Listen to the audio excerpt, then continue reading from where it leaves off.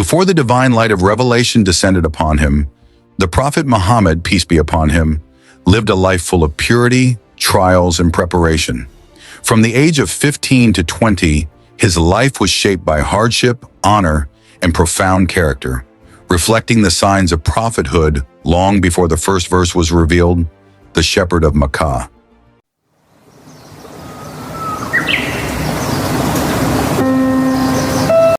Due to the financial condition of his uncle Abu Talib, who was not well off, Muhammad, peace be upon him, adopted the humble profession of a shepherd, a common trade among the people of Makkah.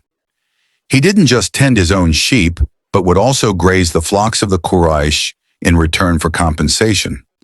Once the Prophet, peace be upon him, shared with his companions, "There has not been a prophet whom Allah did not send, but he grazed sheep."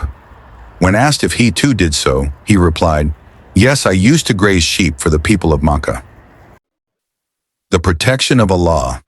One night the young Muhammad, peace be upon him, asked a fellow shepherd to watch over his sheep so he could attend a storytelling gathering in Makkah, a common form of entertainment among the youth. As he entered the city and heard music from a wedding, he was drawn toward it. But as he sat to listen, sleep overcame him. He only woke up to the heat of the next morning's sun. Another night, he attempted the same but was again overtaken by sleep before reaching the gathering. He later told Ali, may Allah be pleased with him, "By Allah, I never again attempted such an act until I was honored with prophethood." The Battle of Fijar. Around the age of 15, Muhammad, peace be upon him, experienced the environment of war for the first time. The Battle of Fijar erupted between the Quraysh, supporting Banu Kinana, and Banu Hawazin. It began when a man named Arwa bin Utbah of Banu Hawazin, who had given protection to a trade caravan, was killed by Banu Kinana.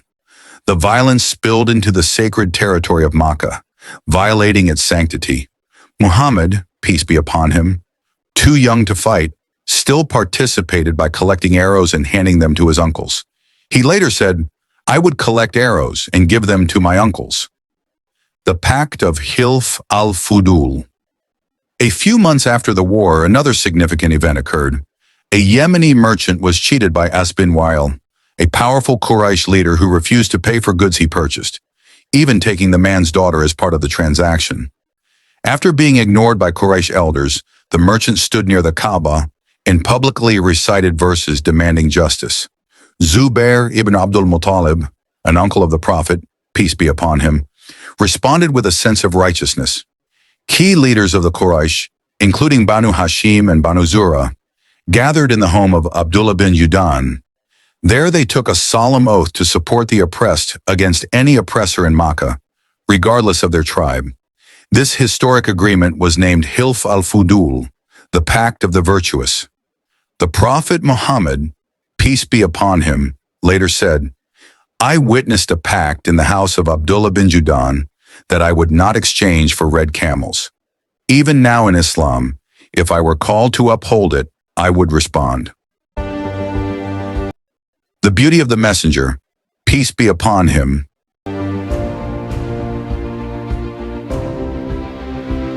The Prophet Muhammad, peace be upon him, possessed unmatched beauty. His complexion was white with a hint of rosy hue. Once he wore a black cloak and asked his family how it looked. They replied, "O Messenger of Allah, your radiance outshines even the cloak you wear." Jabir ibn Samura, may Allah be pleased with him, said, "I saw him on a night when the full moon was visible. He was wearing red garments. I looked at him and the moon. By Allah, he was more beautiful than the moon." Eyes, sight, and hearing. His eyes looked naturally lined with kohl, though he wore none. His eyesight was so sharp that classical scholars like Imam Qurtubi narrated, "While most people could see 5 to 6 stars in the Pleiades cluster, Prophet Muhammad, peace be upon him, could see 11. He once told his companions, 'I see you from behind just as I see you in front.'" His hearing too was divine. One day he asked, "Do you hear what I hear?" The companions replied, "No." He said, "The heavens are groaning, and they should. There isn't a space of 4 fingers, except that there's an angel prostrating to Allah." his fragrance. His sweat carried a fragrance like no other. Amara bint Masood said, "We were 5 sisters. One day we went out to hear the Prophet's, peace be upon him, sermon. He gave us a piece of meat, and the scent of it lingered on our lips for life. We never spoke a bad word again. Once a poor man approached the Prophet, peace be upon him, saying he had nothing for his daughter's wedding. The Prophet, peace be upon him, said, 'I have nothing material to give.' The man then requested his sweat. The Prophet, peace be upon him, wiped his sweat and gave it to him. The daughter said, 'Whenever I wear it like perfume, the women of Makkah gather just to smell.' His voice, Ali, may Allah be pleased with him, said, 'Among us, the most beautiful voice belonged to the Messenger of Allah, peace be upon him.' Hani, his cousin and sister of Ali, said, 'We would be lying in our beds at night and could hear the Prophet's, peace be upon him, recitation echoing in our homes.' Abdullah ibn Abdul Rahman said, 'When the Prophet would deliver a sermon in Mina, his voice reached us in Makkah.' Khalid bin Walid, may Allah be pleased with him, once said, 'I sewed a few of the Prophet's, peace be upon him, hair into my helmet. Every time I wore it in battle, I never lost.' Qatada narrated, 'Every prophet sent by Allah was beautiful and had a melodious voice, but your Prophet, peace be upon him, surpassed them all.'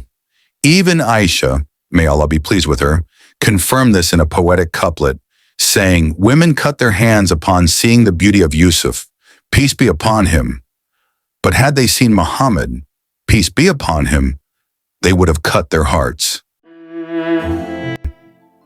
This was just the beginning of a life destined to change the course of history.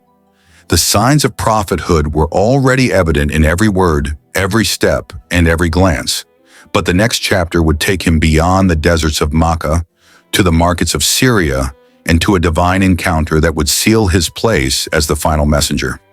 So stay with us, subscribe to the channel, and don't forget to like the video. In the next episode, we will take you on the journey of his first trip to Syria and the mysterious events that brought him closer to prophethood.